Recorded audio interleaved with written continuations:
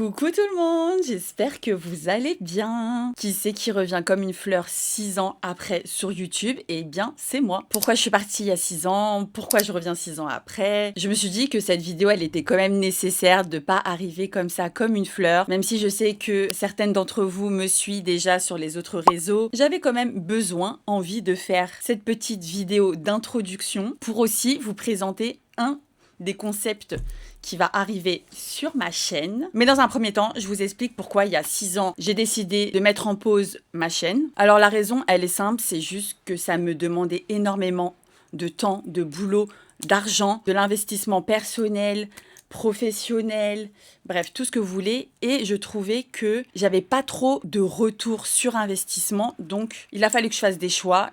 Et mon choix s'est porté sur la fermeture de ma chaîne YouTube.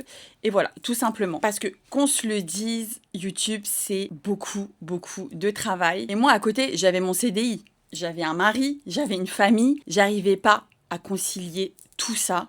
Donc, il a fallu que je fasse un choix. Et le choix a vite été fait. Et en 6 ans, il s'est passé tellement de choses dans ma vie professionnelle, dans le monde entier. Il s'est passé tellement de choses en 6 ans, dans ma vie personnelle. Et je sais qu'il y a énormément de personnes qui me suivent sur les autres réseaux. Donc, vous avez quand même pu me suivre, sauf à une petite période où j'ai disparu des radars. Mais dans cette période de 6 ans, c'était minime. Alors ma décision de revenir sur YouTube, elle s'est faite dernièrement parce que je savais que j'allais avoir du temps. Je savais que je voulais consacrer du temps à des choses plus qualitatives que du contenu court. Mais même si, voilà, je sais que j'ai beaucoup plus de temps pour du YouTube, la partie montage, ça, je la délègue à une autre personne. Mais déjà, rien qu'avoir beaucoup plus de temps pour pouvoir filmer ce type de format, je trouve ça cool. Donc, il y a 6 ans, vous m'aviez connue, j'ai été à la Société Générale en tant qu'assistante de direction. Pendant ces 6 ans, ça a toujours été le cas. J'étais à la Société Générale.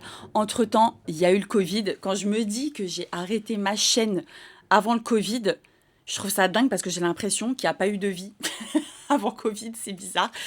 Mais voilà, ouais, j'avais carrément arrêté ma chaîne avant le Covid. Après, pendant le Covid, je me suis mise à TikTok, j'ai délaissé mon Instagram. Ensuite, j'ai voulu faire les choses sérieusement, donc j'ai repris Instagram. Bref, j'ai l'impression aussi d'avoir eu 1000 vies dans cette vie de créatrice de contenu. Et même si je faisais pas du YouTube, je bossais énormément pour TikTok et Instagram. À l'époque, je me mettais une pression de dingue pour fournir toujours plus, toujours mieux. Là, vraiment, même un investissement financier qui était énorme, ça me prenait mais tellement de temps parce que je faisais des hauls à répétition, des vidéos où j'essayais les tenues et tout ça. Et ça, c'est pas du contenu naturel parce que voilà, quand on fait que ça soit des hauls ou des vidéos où on montre des tenues, ça reste une mise en scène. Donc, il faut mettre des lumières, il faut préparer les tenues, il faut préparer les chaussures. C'était toute une organisation. Fallait se préparer, fallait se maquiller. Bref, c'était trop de temps que je n'avais pas, que je n'avais plus. Et c'est vrai qu'à un certain point, vu que je ne voyais pas non plus les résultats de tout ce travail-là, j'ai craqué, mais complètement. Et je m'en rappelle encore. J'ai passé un week-end à Londres avec des amis. Tout allait très bien. En rentrant de ce week-end, j'étais malade, les filles. Mais malade à un point. Moi, je suis jamais malade. Vraiment, je prends très peu de médicaments. Il faut vraiment que j'ai très mal à la tête ou très mal au ventre ou comme là, en ce moment, très mal aux dents pour prendre un Doliprane. Sinon, moi, je vais jusqu'au bout. Donc là, j'étais mais tellement malade pendant, je pense, une semaine, je suis restée au lit sans bouger. J'ai l'impression que mon corps, il m'a dit stop, la Christelle, c'est trop, stop. Et en fait, pendant cette semaine, je n'ai pas fait de contenu, je n'ai pas publié, je n'ai absolument rien fait. Et le monde ne s'est pas écroulé. Et mon monde ne s'est pas écroulé surtout. Et c'est là que je me suis dit, attends, j'ai l'impression que, tu vois, rien n'arrive par hasard. Et est-ce que c'est pas un message de l'univers pour me dire, écoute là, stop, tu arrêtes. Ça fait une semaine que tu n'as pas posté, que tu n'as, voilà, que tu n'as pas fait de contenu, et tout va bien en fait. Et tu vas bien. Et tout va bien. Donc pourquoi tu t'infliges tant de choses alors que tu gagnes même pas ta vie avec les réseaux sociaux, tu ne gagnes absolument rien. C'est que du stress. Le week-end, tu passes pas des vrais week-ends parce que tu stresses, parce que tu veux faire une photo. Tu passes pas des vraies vacances parce que tu penses à ta valise, tu prends 50 vêtements parce qu'il faut faire des photos, parce que ceci, parce que cela, toutes tes soirées, tout est temps libre, tout est pause déjeuner quand t'es en télétravail. Tu penses qu'à faire du contenu. Et du coup, j'ai pris ce message de l'univers, tel quel.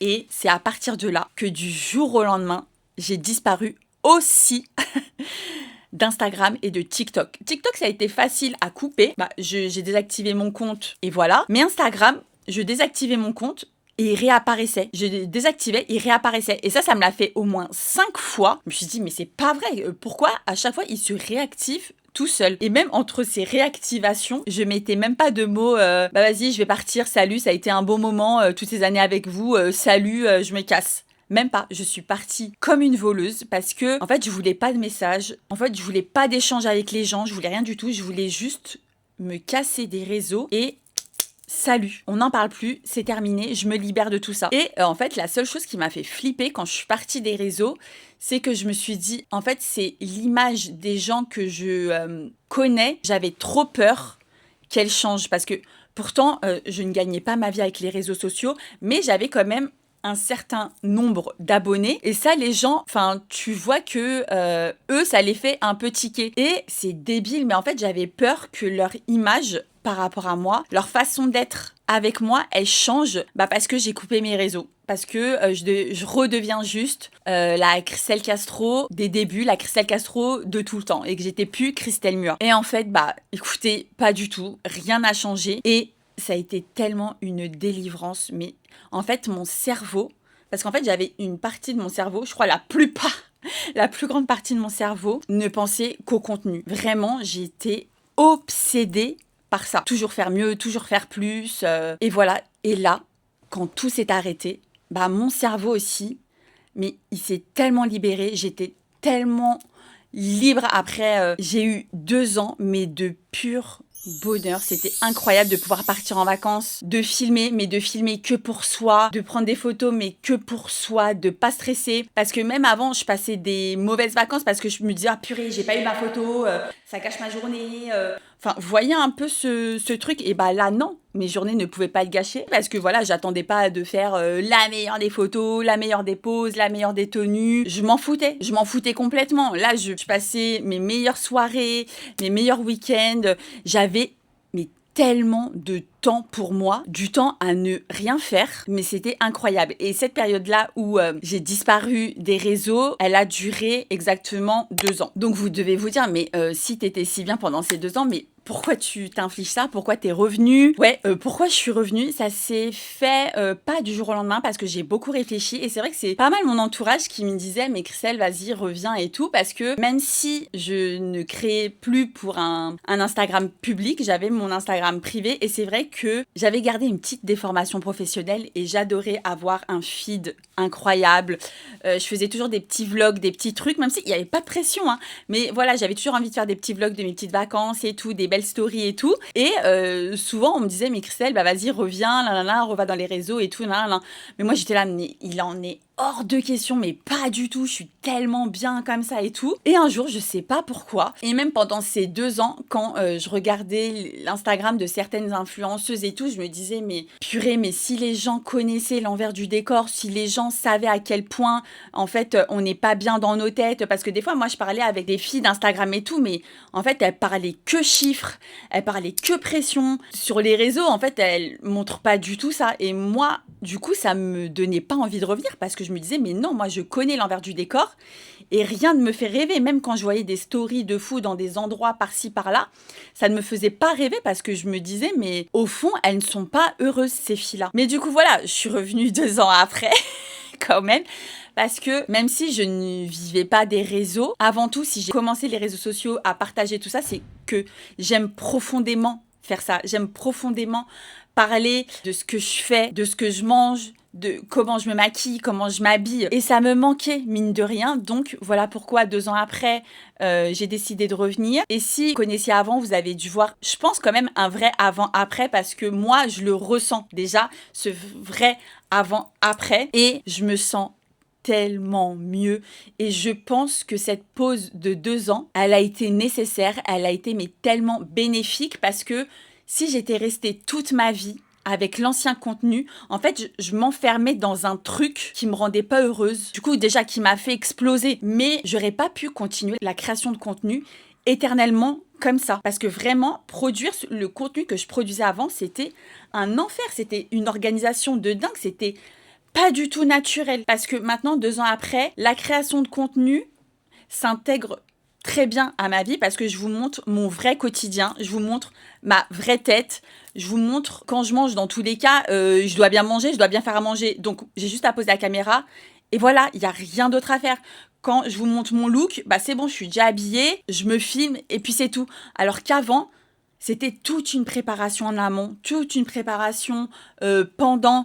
C'était trop de pression et le bon cadre et le bon filtre et les bonnes retouches. Alors que là, j'ai décidé de revenir. Pas de filtre, pas de retouche. Le bon angle ou pas, c'est pas grave. Bon là, par exemple, bon, je me mets dans mon bon angle. Mais par exemple, dans la vie de tous les jours, si je vlog, écoutez, on va voir mon double menton, c'est pas grave. Alors qu'avant, il en était hors de question. Au point que avant, bah, j'utilisais FaceApp, application que j'ai complètement supprimée. FaceApp, Facetune et compagnie. Toutes ces applications, je les ai complètement supprimées de mon téléphone. Des fois, quand je prends en photo avec des amis ou autres, elles me disent « Bah vas-y, tu feras un petit coup de Facetune. » Non, non, non, ma gueule. C'est terminé, j'ai plus ça sur mon téléphone. Il n'y a pas de retouche. C'est soit je publie, soit je publie pas la photo. Mais je m'en fous. Et ça a été aussi libérateur parce que avant ma coupure des 2 ans, donc vu que je me maquillais beaucoup, bah je me maquillais comme là, et en plus je rajoutais des filtres, et en plus je rajoutais Facetune, j'avais tellement peur de croiser des gens dans la rue où des gens me reconnaissent parce que je me suis dit, ou même par exemple aller à des événements où j'allais voir des nanas que je suis, qui me suivent et tout, parce que je me suis dit purée, les gens ils vont voir que je suis quand même différente de la vraie vie. Et là, aujourd'hui, vu que je me montre, mais tellement, je peux pas être plus naturelle. Bon, à part si je me lève, j'ai les cacas dans les yeux, bon là, j'en suis pas là encore. Mais sinon, je ne peux pas me montrer plus naturelle que maintenant. Et je vous jure, c'est tellement libérateur. Mais oui, voilà, même dans la vie de tous les jours, quand des fois, il y a des filles qui me croisent, bah, je suis pas en panique. Oh purée, elle m'a reconnue, elle m'a pas reconnue. Est-ce que je suis différente? Est-ce qu'elle va dire que je suis moche? Est-ce que... Écoutez, je suis la même personne. Donc, on peut pas me dire, ah purée, c'est un fake des réseaux sociaux parce que je suis exactement la même. Forcément, il y a des photos qui me mettent plus en avantage ou je ne sais quoi. Je vais pas mettre une photo où je suis comme ça. Ça, c'est... non. Mais je sais qu'en tout cas, tout ce que je poste, c'est pas retouché. Je vais retoucher la qualité de la photo, par exemple, la rendre plus nette, les photos, la saturation, la température et tout. Mais sinon, mon visage, mon corps, mes cheveux, tout reste tel quel. Mais la raison, la vraie raison pourquoi je suis revenue, c'est que j'ai l'impression que j'en avais besoin. J'en avais besoin parce que j'avais besoin de m'échapper de mon quotidien. Parce que du coup, quand je suis revenue, ça faisait quelques mois que mon père était rentré en soins palliatifs. Je vais tenter de ne pas pleurer. Ce n'est pas le moment et ce n'est pas la vidéo. Donc voilà, ouais, mon père était rentré il y a quelques mois en soins palliatifs. Tous les jours, j'étais à l'hôpital. Presque, bon maintenant je peux le dire, tous les jours je télétravaillais là-bas, je n'allais jamais au bureau, je télétravaillais de sa chambre tous les jours parce que quand on est en soins palliatifs, il y a quand même des horaires de visite qui sont vachement plus larges que les horaires de visite d'hôpitaux normaux. Donc je télétravaillais là-bas, on y restait jusqu'à 20h ou un peu plus parce qu'en fait on restait jusqu'au dîner avec lui et après on partait. Et quand j'y pense, ça me manque tellement. Mais bref, donc voilà. Et j'avais besoin de m'échapper de ce quotidien. Je pense que j'avais besoin de superficiel. J'avais besoin de paillettes, d'autres choses. Parce que c'est vrai que quand je produisais, du coup quand je suis revenue, quand je produisais du contenu, en fait quand tu filmes, quand tu es dans ton montage, t'es complètement focus dessus. Il y a tout ce qui est autour disparaît. Même, par exemple, s'il peut y avoir des fois la télé, quand je monte, je n'entends absolument pas la télé. Je suis vraiment focus. Et j'avais besoin d'un truc pour me sortir de ce quotidien-là. Et mine de rien, ça m'a tellement, mais tellement fait tenir tout ça. Ça m'a tellement... ça peut paraître débile, mais ça m'a vraiment, vraiment fait tenir. Tous ces longs mois. Tous ces longs mois. Et ce qui devait arriver arriva. Mon père est parti. Quelques mois après que je sois revenue sur les réseaux. Je me perds dans les dates, ouais. En fait, moi, je suis revenue, je crois, fin janvier ou fin février. Et mon père, il est parti fin mai. Donc, quand ça s'est passé, forcément, j'ai fait une petite pause. Mais ça a vraiment été une petite pause. Je me rends compte que elle a été très, très petite, cette pause, comparée au traumatisme et à la peine et au drame que j'ai vécu. Mais en fait, j'ai pris les réseaux comme une solution, comme un échappatoire. Et ça a été le cas. Donc c'est pour ça que je suis revenue quand même assez vite après ce qui s'est passé. Parce que en fait, c'était soit je reviens sur les réseaux, soit je m'effondre complètement et c'était fini pour moi. Et du coup, c'est pour ça que les réseaux sociaux, je suis tellement contente d'être revenue. J'ai l'impression que c'était un peu un signe ou aussi un autre signe de l'univers pour me dire Christelle, il faut que tu reviennes sur les réseaux parce que tu vas en avoir besoin. Il faut absolument que tu t'occupes, il faut absolument que tu te trouves quelque chose à faire parce que dans quelques mois, il y a quelque chose de très compliqué qui va se passer pour toi, pour ta famille. Et ça a été le cas et du coup, c'est pour ça, je suis tellement contente d'être revenue dans de telles conditions, dans de meilleures conditions, avec ce type de contenu. Je me sens tellement libre, épanouie. Ça n'a rien à voir avec ma vision des réseaux sociaux par rapport à avant, par rapport à mon contenu d'avant. Le rapport que j'ai n'a strictement rien à voir avec avant. Et c'est bizarre, mais c'est en étant très naturelle, moins dans le contrôle de mon image, que tout soit parfait et tout, que des belles choses me sont arrivées. Ça a mis du temps, mais pour certaines personnes, ça va très vite. Pour d'autres, comme moi, ça a mis du temps. Mais je suis contente où j'en suis aujourd'hui. Aujourd'hui, j'ai signé dans une agence qui me correspond, mais tellement, il m'apporte tellement de choses, tellement d'opportunités. Honnêtement, j'aurais jamais cru que tout ça aurait pu m'arriver un jour à moi. Et une chose en entraînant une autre, forcément, j'ai tellement d'opportunités, ça me prend tellement de temps que là aussi je me suis dit ouloulou Christelle, ne te remets pas dans un délire de burn-out, de charge mentale que tu ne peux pas maîtriser. Il va falloir que tu fasses un choix.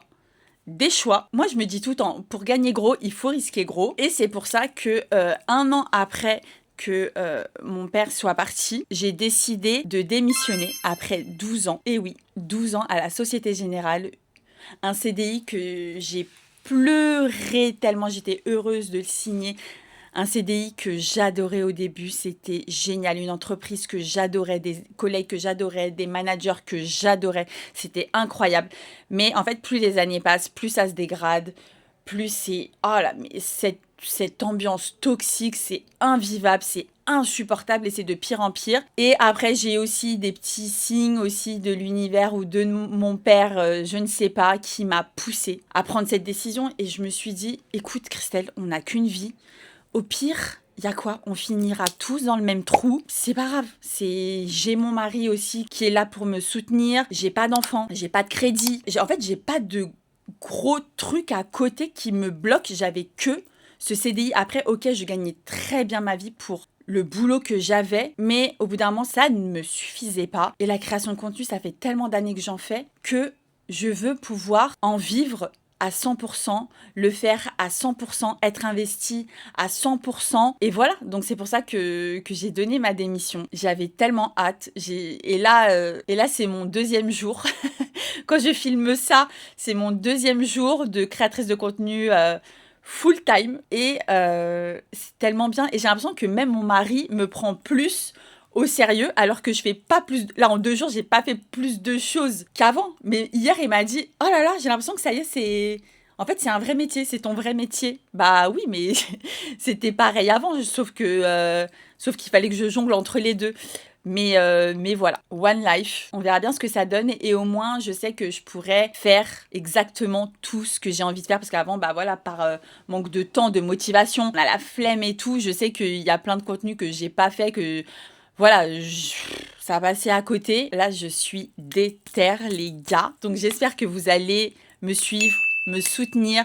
Vraiment, si vous regardez cette vidéo, n'hésitez pas à mettre un j'aime, à mettre un petit commentaire. Même si vous savez pas quoi mettre, je sais pas, racontez-moi votre journée. Mais c'est tellement important.